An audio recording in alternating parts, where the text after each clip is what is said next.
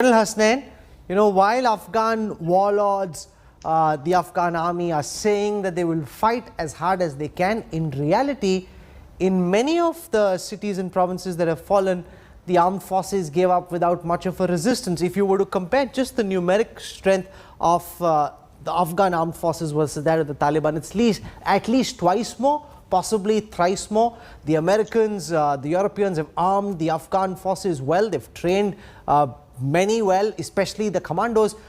Would you have expected a tougher fight, a stronger pushback? Why is that not happening? See, Rahul, thank you first of all for having me on your program.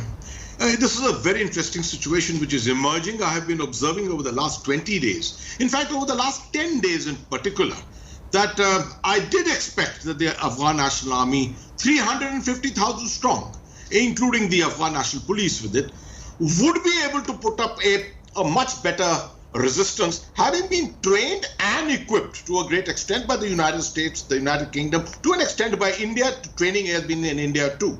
But one thing I would like to particularly highlight, this is an established armed force, but it's been trained to fight on conventional terms.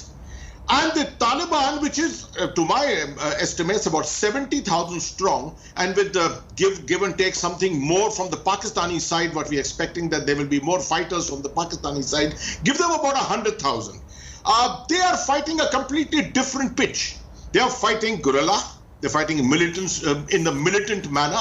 And the Afghan National Army is obviously trying to fight the conventional way as taught to them by the British and by the Americans. No, but that makes no sense, because the Afghan National Army, General Hasnain, was trained to, or at least should have been trained to, fight the Taliban. That was their only enemy. The whole purpose of arming them in the way that they were and training them in the way that they were was to take down the Taliban, and they don't seem to be able to do that.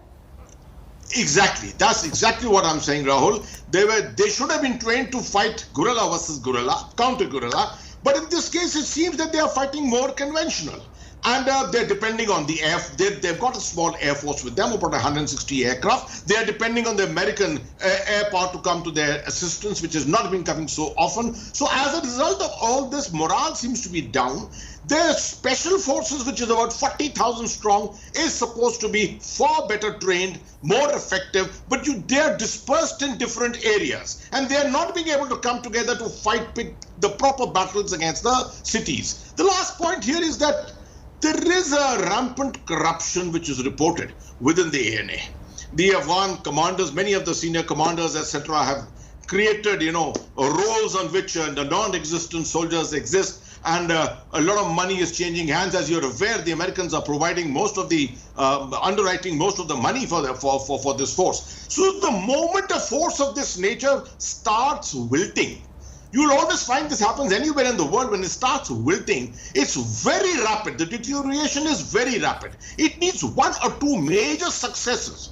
It needs one or two major successes to get back into the stride again. That is not happening. So I'll come to whether we can turn the situation around in Afghanistan, whether the Afghan armed forces have the ability to do that.